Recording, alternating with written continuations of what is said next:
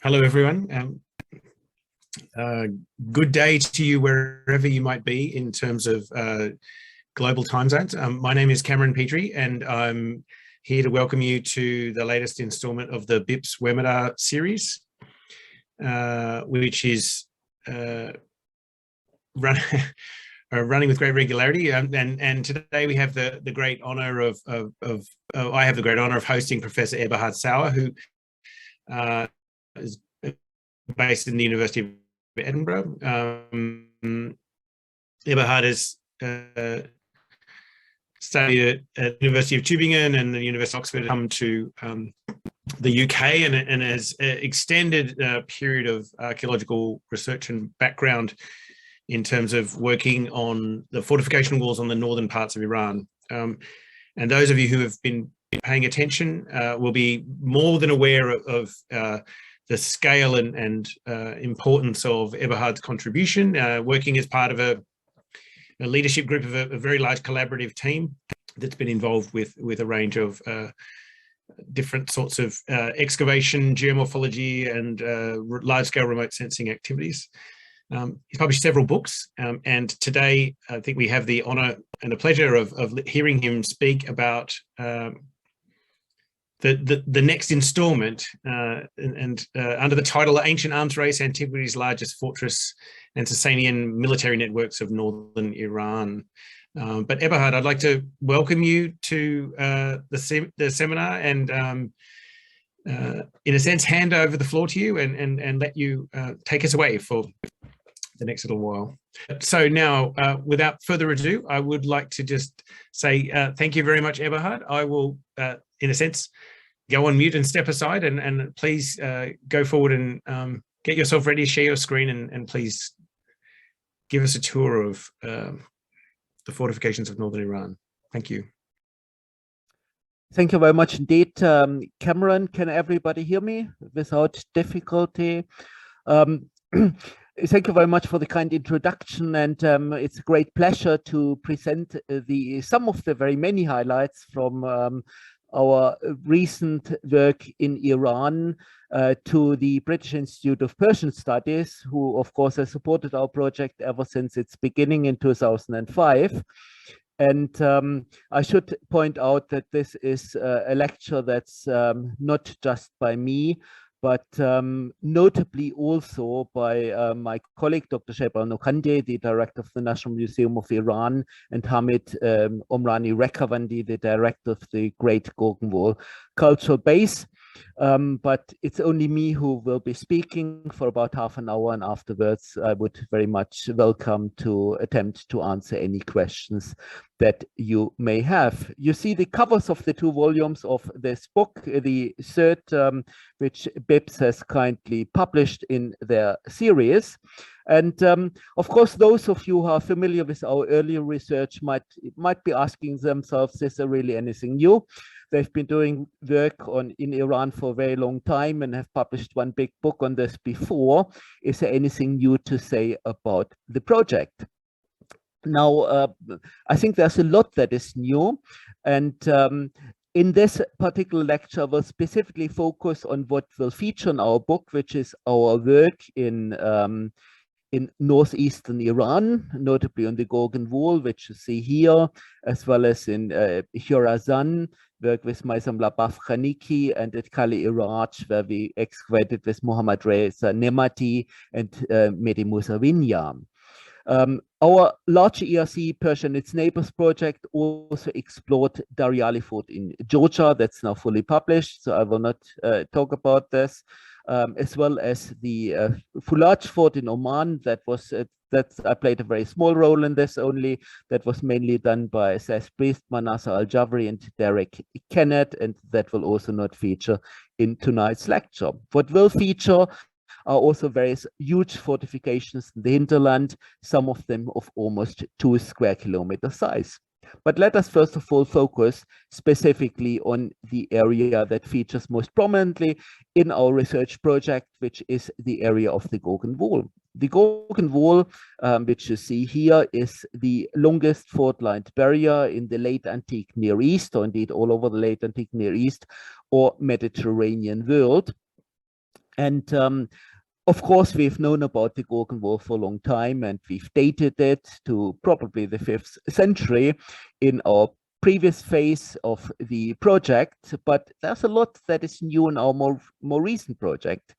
Very interestingly, for example, we had not known when we published the previous book that there is a whole chain of forts along the old Gorgon River. So there seems to be, before the Gorgon Wall is built, a range of smaller fortifications such as Burak Tepe, about which I will hear more in a moment, and a range of other Sasanian forts along the Gorgon River. We knew before that there are huge campaign bases, but we only knew that they were roughly contemporary to the Gorgon Wall. But many of the huge sites in the hinterland, such as this one here, gabriele, we now can date precisely and know that some of these were built before the Great Wall. And we have got new discoveries, in particular Kristen Hopper and the landscape team have discovered this huge fortification, about 60 hectares, which is yet another fortifications to show to us that the Gorgon Plain was, I think, arguably the most heavily defended landscape anywhere within the late antique world. Let us focus first of all on this limes on the old Gorgon River, and we shall focus in on the fort of Burak Tepe here. At the top slide, you see the Gorgon Wall itself and two of its over 30 forts. About 2 kilometers south of it, you see here a giant campaign base, around 650 meters across. Another 2 kilometers south, you may notice a very, very tiny dot. And this very, very tiny dot is Burak Tepe, which is this fort that you do see here on the right of the screen.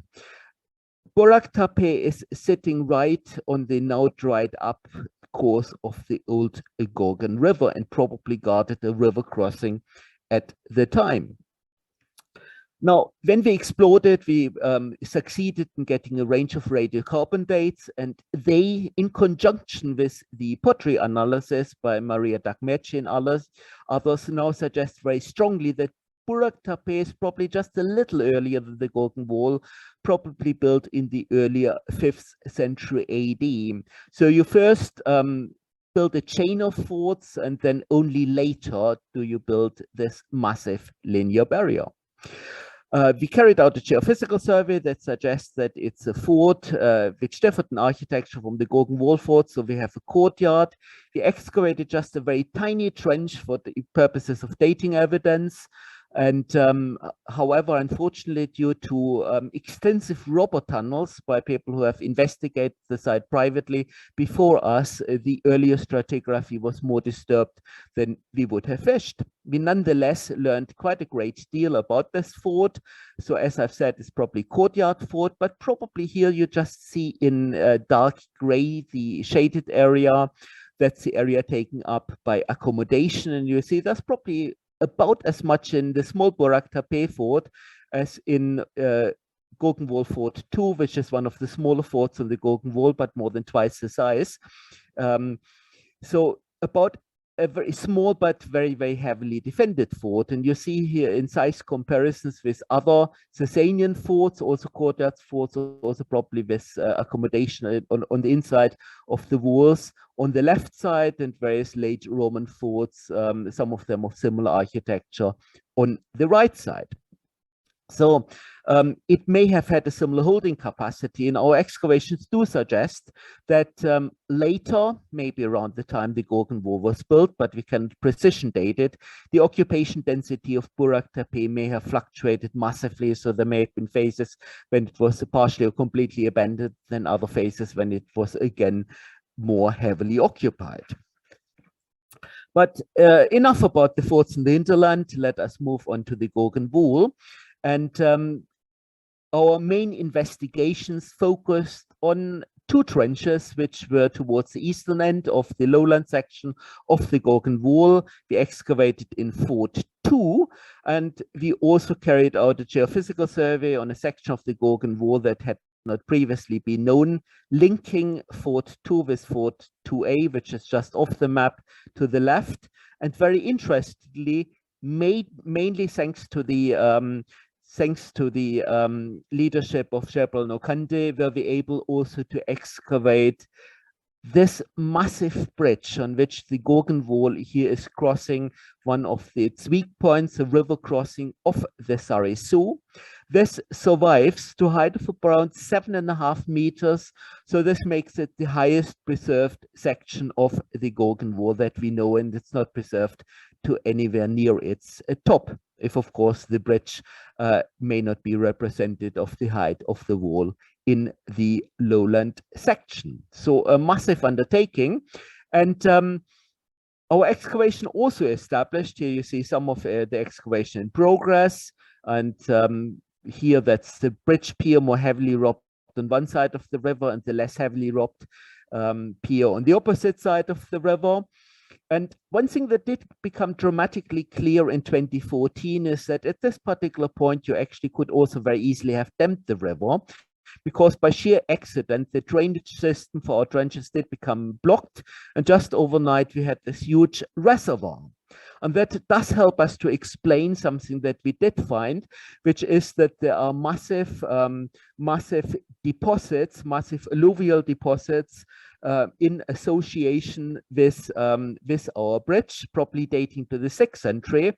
So probably in the 6th century, the bridge itself was not considered secure enough, and a large reservoir was created. This reservoir would have made it very, very difficult even to approach the Gorgon Wall. It also would have had probably some other side effects. It could have, of course, have been used for irrigation, powering mills, and the like. Just 700 meters to the left is our Fort 2, which we explored via various means, via topographical survey, via drone survey. So David Nashkidashvili took drone photographs of pretty much every well-preserved fort. This is one of the smaller forts on the wall, but if you look at this scar here, you probably appreciate it's not small in that sense. It's still 1.2 hectares interior area. And within this fort, we carried out geophysical survey, and this geophysical survey showed to us the interior is fairly disturbed, so I'm not going to bore you with small details, but it showed us very, very clearly some of the towers, the projecting towers on the outside of the fort wall. So on the basis of this, we could reconstruct the towers, and we actually also excavated one of them. Now, what's happening in the interior, we can't really see, but if you look at satellite imagery, it's very, very clear that there are, as usual, 2 parallel barracks, as is typical for all small forts, 2 small mounds. So on the basis of this information, and there are faint traces of some wars in the geophysics, we then excavated the trench, and taking all this information together, we have now a fairly detailed idea of the interior occupation of this particular fort. Now, this fort, so you see here in the interior in red, our original barracks, and then in blue, later annexes. So once these annexes were added, we have 2 barracks about 90 meters long, almost 30 meters wide. The original barracks probably 2 stories high. The annex is probably just 1 story. And it is possible there could have been further accommodation on the inside of the fort walls, but we don't know yet. So I haven't plotted those because at the moment that would be pure hypothesis. So what's going on within our barracks? Now, there are very many scholars who say, oh, well, the Gorgon Wall is just far too big. They could not possibly have occupied it. The Sasanians did not possibly have the manpower to allow them to do so, which of course raises the question, if you don't have the manpower to occupy the fort, how do you get the manpower to build it? In the first instance, this would have required just as many people to be involved. Now, our excavation did show that the excavations it did show that these forts were quite densely occupied. So we have a whole series of ovens, we've got storage pits, and these ovens were rebuilt on at least 3 separate occasions. So also the occupation is spanning some time, probably starting sometime in the 5th century and extending at least to the 6th, but probably the early to mid 7th century. So here you see the 2 early phases. And then it gets even busier, probably around the 6th century. Here we've got now 8 ovens in operation in phase 3. We have one room that's exclusively for storage, so 12 big storage jars. We also have 6 storage pits in our small trench, which suggests maybe there were some 200 or so in the fort as a whole, not all in use necessarily at the same time. So there are evidently quite a lot of mouths to feed, and even in the late phase, we still have lots of makeshift structures. So this fort is occupied quite heavily, maybe for something like 150 years or so. Also, quite interestingly, we have a little bit of weaponry, but we also have plenty of evidence for textile working. So I more and more think that what we do have is soldier families. So we don't have an exclusively male garrison. Also, we cannot ultimately prove it, but probably women and children present as well. Answering 2 questions: A, the fort is heavily occupied, heavily used, but also it probably would have been terribly expensive to maintain the garrison, because to some extent, especially during the late phase of occupation, they probably fend for themselves to a large extent. They're not paid in money, and they are producing even some of their textiles themselves. And as Marjan Mashkour's research has shown, they're not very lavishly fed either. So a big garrison, but one that would have been comparatively low maintenance. Here, just a few pictures to illustrate this.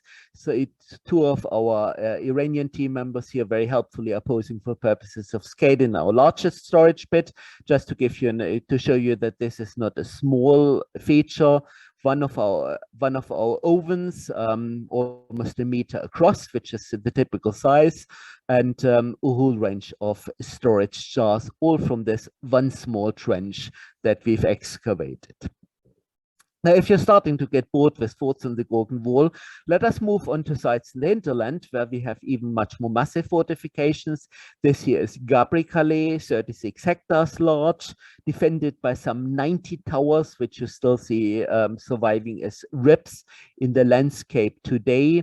And we sectioned the access causeway, and this yielded radiocarbon dates, establishing that this particular fortifications probably was built in the 4th or the early 5th century, and therefore is earlier than the Gorgon Wall. The Gorgon Wall itself is probably built at some stage between the 420s and the 480s.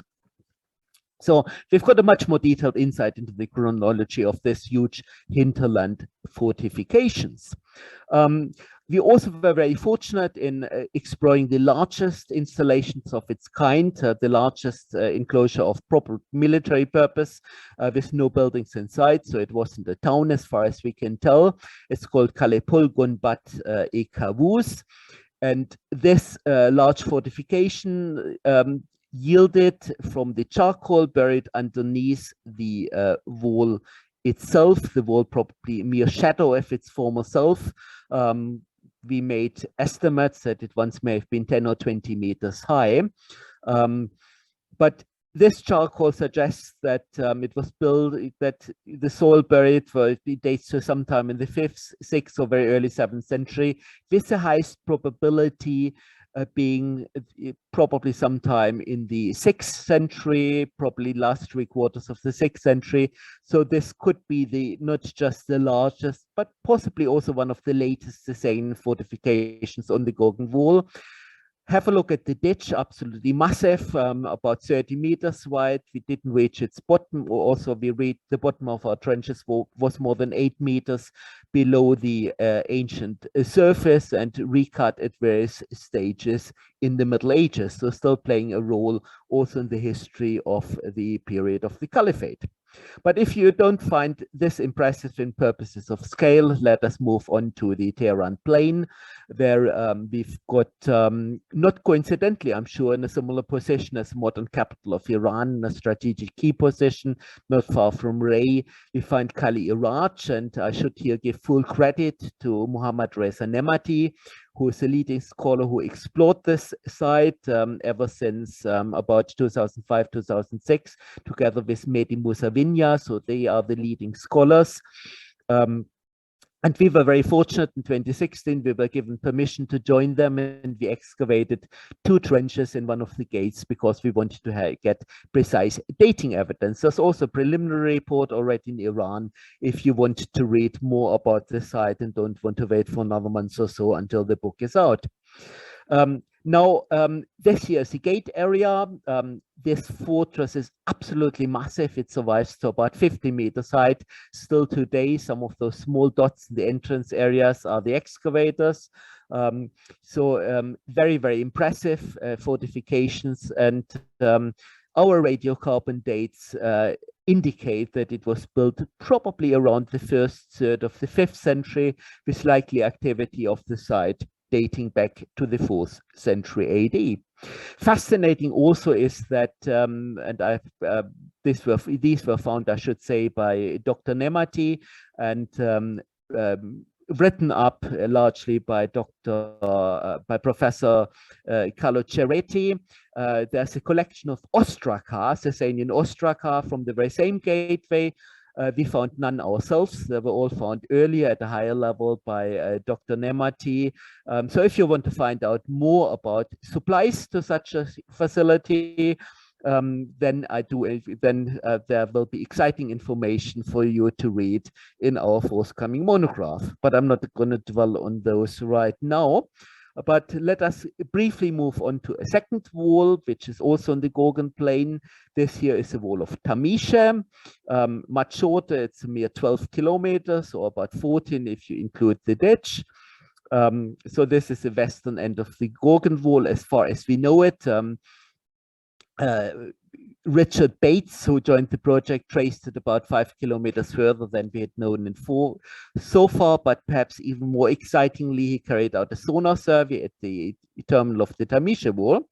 Now, the Tamisha Wall already featured quite prominently in our previous phase of the project. You see it as a line here, very straight line, and submerged in the Caspian Sea. We see here a possible fort and the wall continuing, explored by our trench of divers. Now, in this season, we explored more sophisticated methods, namely a sonar survey, and Richard Bates found the possible terminal of the wall about a further kilometer into the sea, terminating roughly where the shoreline would have been the Sasanian era, where the water table was lower in the Caspian Sea than it is today. So this is our preview of most of our Sasanian excavations. And now let me come to some of the broader conclusions that do emerge from our research. Now, one thing that becomes increasingly evident is that we have similar forms of defensive architecture at more than one frontier. Not dwelling here on the courtyard forts, which we've looked at initially, which we find all over the place, but looking at the what you could call the bigger guns, the very large fortifications. We've got similar barrack forts on the Gorgon Wall in Upper Mesopotamia. We have these huge campaign bases such as Gabriele and Kalipolgun, but many of them on the Gorgon plain, also on the Tehran plain, also in Transcaucasia, also in Upper Mesopotamia. We've got bridge barriers on the Gorgon Wall. You've seen one, and we've also got them again in Transcaucasia, and we may have them also further east. So these similar forms of architecture are, to my mind, strong indications that there's a lot of coordination defensive matters, though those who believe that this is Sasanian Empire was a very loose confederation without a very strong central power might want to look at this evidence. I think there was a lot of central planning, imperial planning involved in imperial defense. And there was investment of a scale that is quite staggering. So on this plan, we've here plotted on the same scale a number of Roman and Sasanian forts. So for ease, to make it easier for you, all the ones in regular font are the Sasanian forts, all the ones in italics are the Roman forts. Now, it's not that I've deliberately chose that just to plot small Roman forts. If you leave aside fortress cities, and if you leave aside hilltop fortifications, which are different types of fortifications because fortress cities haven't got an exclusively military garrison, and hilltop fortifications are not normally densely occupied, there is just nothing that is very big in the late Roman state. So our legionary fortress, which is thought to have housed 1,000 to 2,000 men, you could literally fit 40 times into Kaliraj, and also Kalipolgun Badekavus is nothing to be disregarded, which you see here. Also, even some of our smaller fortifications, Gabriele is still very substantial, and even our Fort 4 on the Gorgon Wall is still a little bigger than our legionary fortress. Fort 2 is a smaller fort, but also that is quite substantial. Even our small Burak Tepe fort, compare this, for example, with this tiny Egyptian fort of the late Roman period. So massive investment. I think it's now true to say that there was probably greater investment in military matters in the Sasanian Empire than anywhere else in the Near Eastern or the Mediterranean world, and that may even hold true even if we include the early Roman Empire. Also, there's more investment than there is in late antiquity. And this is not just because the Sasanians don't know what else to do with their resources, but I think this has a real effect on effective defense. And what we're looking at here is a map of the Sasanian Empire in permanent color is the areas which are controlled for pretty much all of the time the late Sasanian era, or pretty much all of the Sasanian era. Yemen being conquered in the 570s. In the east, we have territories that are controlled temporarily, but probably lost around the 590s. But in the west, the empire has a dynamism to expand rather massively in the early 7th century. And I would argue that it was able to do so because its core territories were secure, were very hard to conquer from the north. So there's a recent book which argues that, well, the Huns, for example, could very, very easily have overrun the Sasanian Empire, and the Sasanians were just lucky that they didn't choose to do so. I think this is very much a circular argument. If you, for example, if you don't just look at our archaeological evidence, including also the very small Dariali fort that effectively blocked one of the Caucasus passes, think of the siege of Tbilisi for 27, for 28, what was a smaller establishment than some of the big fortifications, held out against the combined forces of the Western Turkish Khaganate and the late Roman Empire for months until it was eventually captured. So the hypothesis that the Sasanian fortification belt could have very easily overrun, I think, is not persuasive in my view at all. And it's quite interesting that, of course, eventually the fatal attack is not from the north, but from the south of the empire.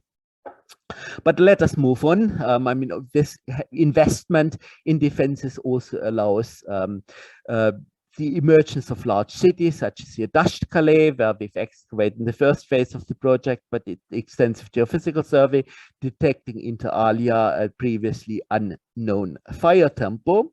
And since it was Andrew Newman who originally invited me to give this lecture, I thought I probably won't get away if I don't mention things that happened in more recent centuries. So I should also alert you to some fortifications that we did explore as part of our project that are of much more recent origins, but which are very, very interesting for the effectiveness and the workings of such monuments in the longue durée.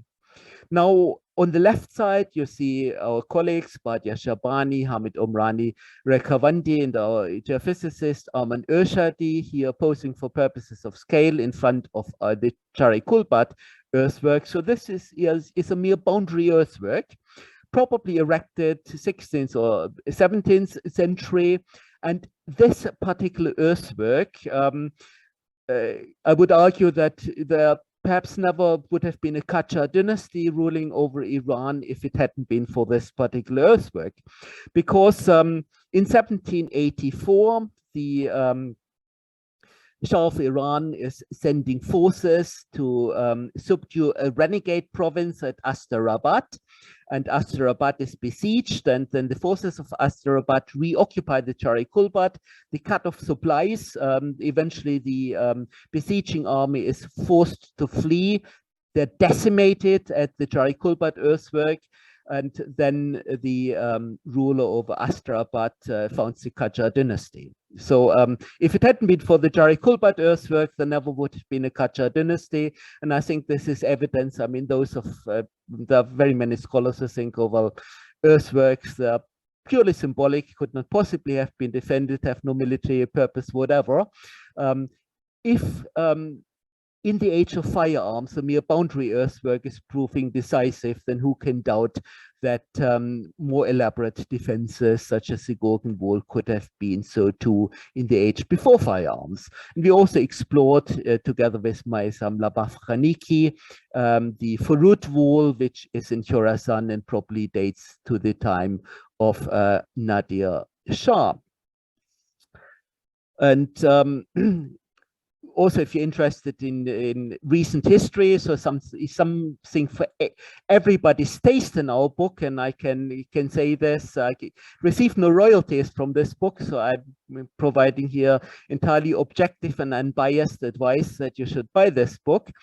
Gabriele, which we've heard about before, is not just of interest for the Sasanian era, it's also of interest for the Ilkhanate era. So we see here a lot of activity along a bustling bazaar street up to the later 13th or the 14th century. We don't quite know what brought it to the end. The Black Death is one of several possibilities, but in any case, it shows the foresight of the Sasanian founders to establish a city that lasted for 1,000 years, mirroring in a way events in the Roman period, where many towns that still exist today go back to military foundations, such as here this legionary fortress in Lincoln evolving into a town. And there are other examples. So Erin Kalla in Azerbaijan and Andrea Ricci kindly drew my attention to this site. It's of strikingly similar dimensions to our Gorgon Wall forts, and it is probably, quite possibly, also a military foundation that evolves into a town. The same could be true about Ulta and Kalazi that has been explored by Dr. Karim Alizadeh. Dashkale, however, seems to be an urban foundation from scratch, showing about the dynamism of the population at the time. So if you want to know more about this, then I would strongly encourage you to read our book, which hopefully should be out in a few weeks' time. I've seen fairly final proofs of it. I'm not going to dwell on the Dariali book, because I'm sure that you all will have read the two reports on the Dariali report cover to cover. And but also, this has also been, if you haven't yet, this also has been out for 2 years and is available in all good bookshops.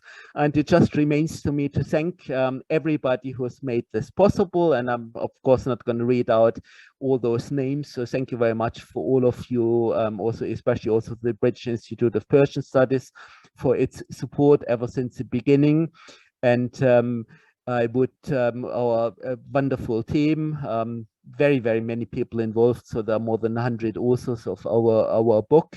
And it just remains to me to wish you all a happy Nowruz very soon, and a prosperous and hopefully peaceful year 1401. And it's hopefully will also be quite early in the year 1401, which will see the publication of our book. And that brings me to the end of our brief presentation jointly with Jebrael, Nokandeh, Hamid, Omrani, Rekavandi, and the other Iranian and indeed international colleagues, too numerous to list them all here. So thank you very much indeed for your attention.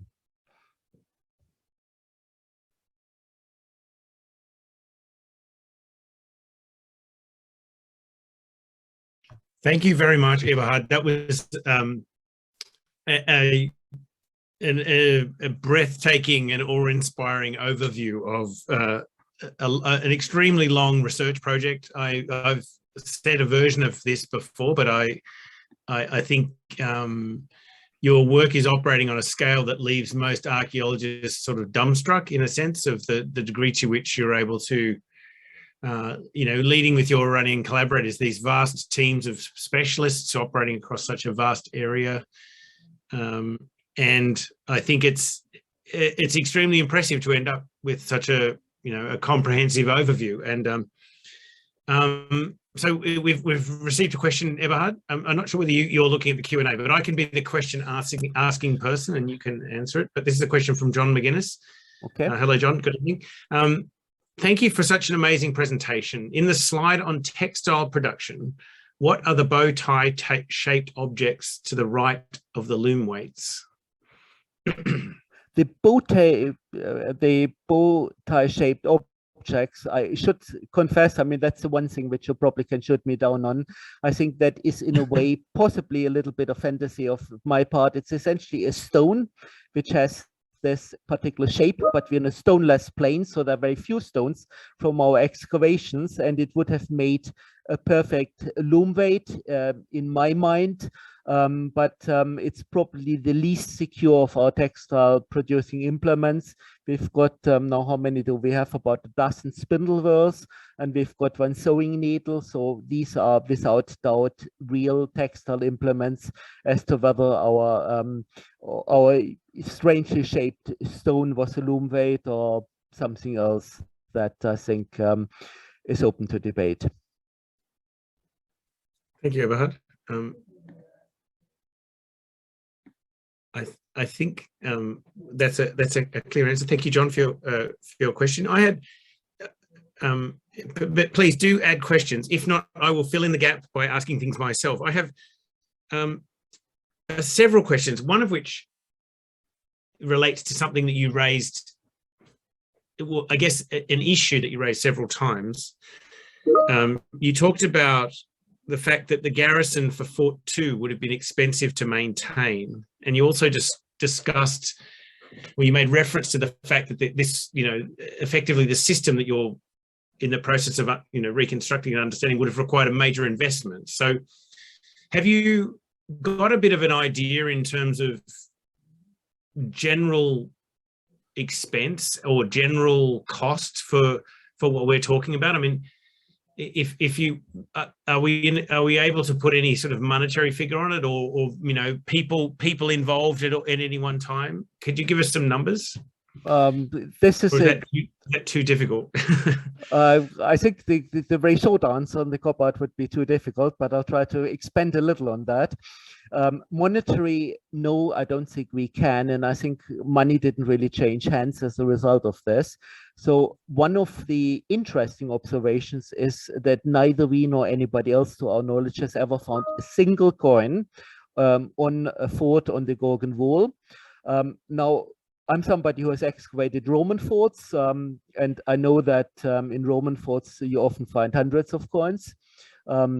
We have late antique forts from the Near East. They don't yield necessarily more military equipment than ours, but they yield lots of coins, even the late Roman forts in the Near East.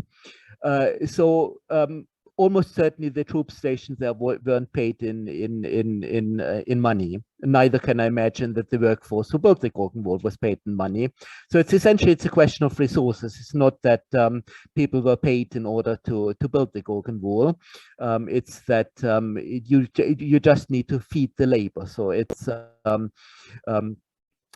probably the field armies paid, but not the frontier garrisons. We attempted to make estimates as to how many people would have been involved for how long for building Kalipolgun, but anybody who wants to look at such number games is invited to read this particular chapter. So there are certain estimates, and to my embarrassment, I actually now can't even remember myself, but we're really talking about tens of thousands of people being busy, probably for maybe many months, just to build this one major hinterland fortification. But it would be very nice to do a similar model for all of the Gorgon Wall. I know that there's one colleague I've been speaking with quite a lot who would be quite interesting in doing that. But this is a very complex model because you need to know how long does it take you to fire a brick, how long does it take you to build a brick kiln? How much effort is involved in carrying this brick to the building site? How much do you take for the mud mortar? So we've done models for bits of it, but no, I haven't yet produced a model as to how much labor. And I think what you really want to look at is workers' days rather than anything in monetary terms. So how many workers? But I think there is no question that you're talking about probably tens of thousands, and you're probably talking about a few years. Excellent. Okay, no, thank you. I realized it wasn't a deliberately tricky question, but it was, yeah. I think in a sense, you're emphasizing the scale of the endeavor. So we've got another question from Isabel Miller, who's asked, is there evidence that these forts were also part of the fight against the Arab advance, or did they only ever operate looking outwards, as it were, towards the north? These particular forts, we have no evidence that they played any role to fight against the Arab advance. In effect, I would argue that there probably are various factors which did contribute to the Arab victory, such as the mutually most calamitous war which the late Roman and the Sasanian Empire ever fought against each other in the early 7th century. Perhaps a certain neglect of the southern frontiers. If you look at what we do have in defenses in the south, it's not as substantial as we do have in the north. Even so, urban fortifications still slow down the Arab advance. I think the Gorgon Wall eventually falls because the Gorgon Wall is losing its hinterland. We cannot date with precision how long the Gorgon Wall remains occupied. We have radiocarbon dates which date the latest occupation of Fort 4 to somewhere between the first decade or so of the 7th century and the middle of the 7th century. So that leaves the possibility that it could have been abandoned in already while the Sasanian Empire's advancing to the west, but I think it's very unlikely it would have been abandoned before the 630s at the earliest. So the garrison may have been withdrawn, it may have melted away as the Gorgon Wall lost its hinterland, but I think by the time the Arab forces are reaching the Gorgon Wall, which incidentally, the Gorgon Plain only becomes part of the Caliphate, of course, in the 8th century, initially it's part of a Turkish principality, which is when Balaturi refers to that. So I think the garrison of the Gorgon Wall, we have no evidence that they were involved in a fight against the invaders from the south. Okay. Oh, thank you. I mean, this actually, that question and that answer rolls into the next question that's been asked by Ina Arntzen. Thank you for the presentation. When it comes to the Gorgon Wall, is there evidence that it was built as a defense against the Hephthalites? And did they play an important role when it comes to the Gokturk Khaganate? It was definitely built at the time when the Hephthalites do make an appearance. So we can now say quite definitely that its occupation radiocarbon dates, of course, have the problem that between the 420s and the 530s, there's a plateau in the radiocarbon calibration curve. So no matter how many dates you process, you will never get a more precise date than that it's precisely at some stage in this 110-year period or so. We've plenty more of those, but we've got some of those already quite high up in our stratigraphy in our most recent date. That has much increased the probability of what we've argued before, which is that the Gorgon Wall was almost certainly built in the 5th century.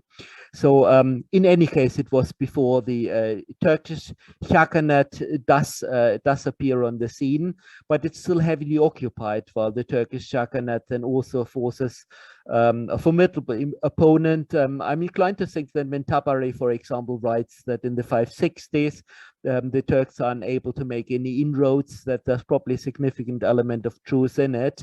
So I think it played still a very important role in the 6th century. And in fact, I think most of the occupation that we can date probably belongs to the 6th century.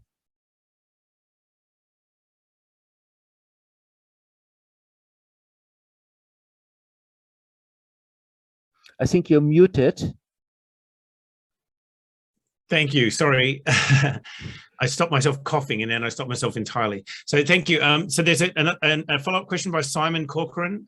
Is there any evidence for signaling or other communication systems along the fortifications? No, unfortunately, not really, because this is one of our lacunae is we don't really know about towers on the Gorgon Wall. So unlike the Han Wall, where we've got these beacon towers along the wall, and unlike various Roman barriers, where there has been a lot of research about intervisibility between towers, we know very little about towers on the Gorgon Wall, except that some of the aerial images do suggest that they may have existed. But this is really something, if we can get the funding to get back, that's one of many questions that would be worth exploring. Given the fact that it's a fairly flat landscape, it should have been possible actually to signal from one fort to the next. So signaling transmissions certainly should have been possible between the forts. I'm also wondering, for example, when we got this early system, for example, Turang Tape, arguably the most famous fort on the Gorgon Plain, explored by Remy Boujalat and others for a long time. That, of course, occupied an early prehistoric settlement with wide views. And I'm inclined to think that this may have been in signaling contact with other forts, so that this may have been a relay in the hinterland. But we know very little about signaling along the Gorgon Wall, unfortunately. No, okay. No, I think that's very clear. So Chris Bradley's asked, is there a natural barrier at the eastern end of the Gorgon Wall, so where it encounters? Yes, there is a natural barrier. You also, in our book, you will see a drone image of the barrier, but you see a picture of the frog perspective already in the 2013 book. The Gorgon Wall terminates in the east, as far as we know, at a vertical rock face. So it first of all continues to the Pishkama rocks, which is a major obstacle. Then east of it, it continues for another 16 or 17 kilometers. And then at the eastern end of this, there's a vertical rock face. There is no evidence for certain yet that it continues beyond, but I'm more and more inclined to think that it forms part of a system, and that some of the canals or access walls further east form part of a bigger system. And to my knowledge, no systematic survey has ever been carried out to the east in the forested area beyond this vertical rock face. So it's not absolutely certain that it terminates there, but it certainly would have been very difficult to bypass, and that's also true for the Tamisha Wall. So that leads up a fairly steep slope in the Albors, and terminates at the Tower Mount or small fortlet, and then a ditch continues further up. So you would have had to venture into difficult mountainous terrain if you wanted to bypass it. You know, excellent. I mean, I actually have a slight, well, in some ways it's a related question. So I think it is very interesting what you're describing as a combination of, in some respects, natural fortifications, or the use of hills and uplands as required. And then, you know, even thinking about Dariali, and then you've got the sort of flatlands where you need a wall to keep people out. And I'm curious about what happens further to the east, at the other end of the Kopet Dag, especially around an area like Herat. Is there any evidence for fortification walls along the bottom end of the plains? Yeah, I'm very glad you mentioned Herat, because there's a very interesting article by Franz Grenet last year in this Italian volume last year, and he argues Herat, which has a geometric plan, may be a Sasanian foundation. And I think it may well be a Sasanian, I mean, I don't know enough about Herat, but Herat may well be a Sasanian military fortification that grows into a town, quite similar to Urinkala, quite similar to Gabriele. So we've probably got a system that relies on individual fortification in this particular area. Further north, I think Warwick Ball has found a Sasanian fort not far from the Raki Bibi Sasanian rock relief. Right. And if you go much further north, then you've got various oasis walls around Bukhara, Samarkand, some of them also linear, some of them dating to the late antique period. They would have formed part of this defensive perimeter, I would have thought. Also, of course, bearing in mind that if you do want to operate with a large army, you cannot really lead them across the desert for any very great distance because you can't feed your men. So in a way, if you heavily fortify the oasis, it's very, very difficult for people to make inroads. But I think in this area, they rely more on punctual defense rather than on the same sort of linear barriers that we do find in the West. I'm glad you mentioned Ariali, of course, in the Caucasus. In a way, it's easier. I mean, you still have to actually control the Caucasus, right, to the mountain passes, which no Eastern Empire does before the Sasanian Empire to the same extent. I mean, the Persians and the Achaemenids do control bits of Transcaucasia, but to our knowledge, the Sasanian Empire is the first that really controls Derbent and Dariali, and not only does that, but also strongly fortifies them. So here you can really plug the gaps in the mountain passes via military investment, and it's quite possible that also the Hilaki Wall, which is a wall on the Black Sea, could also seems to be late antique.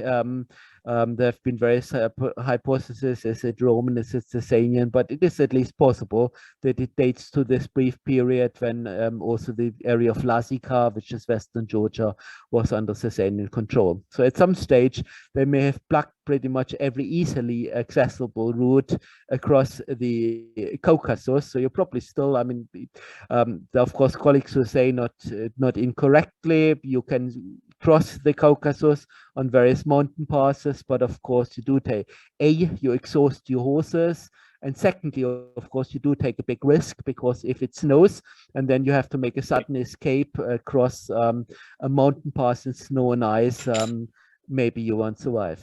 So I think controlling the main passes is done for a rational purpose.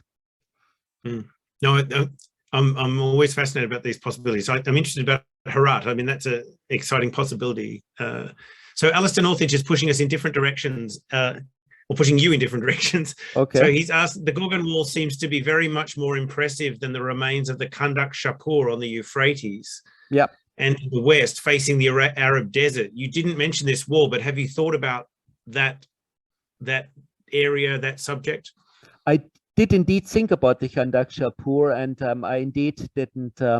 It is mentioned, it is discussed in our book, the Kandak Shapur. Of course, has been very interesting research recently, which has yielded radiocarbon dates from the canal along the Kandak Shapur, and they show that the system was in operation by the 5th or the 6th century, but of course it's only terminus antiquem for its construction.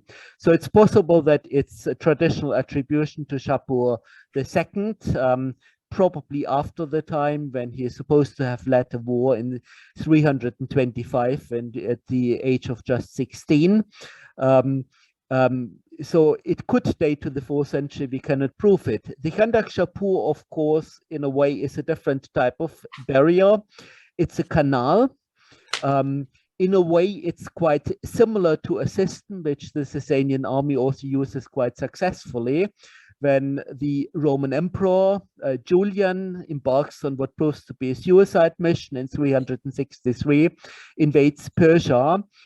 He finds that at various stages the Sasanian flood land to impede progress of the invasion army, and he does find that various watercourses, canals, make it actually very difficult for him to make progress, and eventually he cannot take the major Sasanian cities. So water is used as an effective obstacle at the Kandak Shapur, possibly at a similar time in Mesopotamia, and again, if you write with our reservoir in the 6th century on the Gorgon Wall, so you create big reservoirs, so you can't even get near a weak point in the Gorgon Wall. The Khandak Shapur, in a way, seems to be on a smaller scale, but I do believe that one of the sources also refers to watchtowers. I could misremember this along the Khandak Shapur. There's, of course, a whole range of fortifications alongside it. So it's a sort of a chain of forts, which is quite typical for how you defend the desert frontier, similar to the Strata Diocletiana in Syria, and probably not too dissimilar to the system of a network of forts that we see in probably also in the Gorgon Plain shortly before the Gorgon Wall is built. So here again, if they're alongside the old Gorgon River, it's not too dissimilar to building a canal, but of course the canal is on a much more ambitious scale.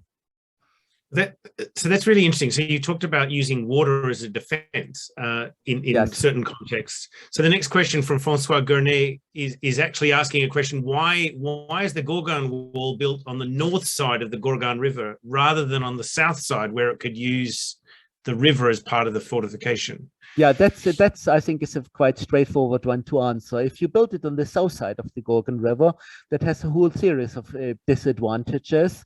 Firstly, the Gorgon River itself is outside the defended perimeter, and you probably want to take advantage of the Gorgon River because, of course, that's quite a good, useful area to grow crops in. Secondly, from a defensive point of view, if you build it on the south side of the Gorgon River, you have many more river crossings. So the north sides of the Gorgon River, there are only a handful of major river crossings, and we've seen from our Gorgon Wall bridge that how much effort you have to invest in order to plug them quite effectively. So why waste the energy if you can do it much more effectively on the opposite side of the river?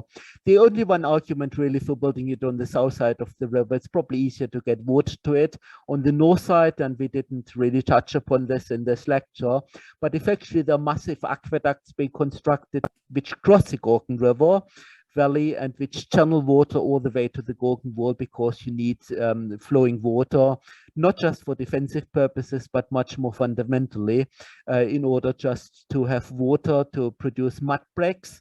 And without the mud bricks, you can't build the Gorgon Wall. There's no stone. My understanding is that you can really only produce mud bricks in the dry season, because they won't, if you try it in winter when there may be enough natural water from rainfall, they will not dry. So you need a big canal. So that's the only reason why you might want to build it south of the Gorgon River, but pretty much every other reason would make it more advantageous to build it on the north side of the Gorgon River. Well, thank you very much, Eberhard. Some of you may have heard bells ringing in the background. It's now 6 p.m. in the United Kingdom, and that's the end of the allocated time for the session. I would like to thank everybody for asking those questions. I think we drew out a lot of interesting dynamics and extra pieces of information. I'd like to thank Eberhard for answering them, and I'd also like Eberhard for not only presenting the overview of his book, but also for actually completing the research and publishing it in such a timely manner. It's truly an outstanding achievement, and it's a really excellent example of the way that research can and perhaps should be carried out. And I'd just like to thank you very much on behalf of myself and also on behalf of the British Institute for Persian Studies. Thank you, Eberhard. I would like to thank you very much, Cameron, also for being the series editor and having done so much for seeing all our multiple British Institute of Persian Studies monograph series through the press, which is much appreciated, and I shall keep silence about an old project which I'm years behind on publishing. So I think I think not quite as we've all got those skeletons. Not quite as exemplary as I would like it to be, but I do appreciate the compliment. We're very glad that, thanks to a very significant measure, I should say, to the Iranian colleagues who've done an enormous amount of the research. So I haven't written it all on my own. They've done a lot of the writing. They've done a lot of the research. Without them, there would be nothing to present. So many thanks to very many people who have made this possible. Excellent. Well, thank you very much, Eberhard, and thank you, everyone. We'll bid you farewell, and till the next time. Okay, bye-bye. Bye-bye.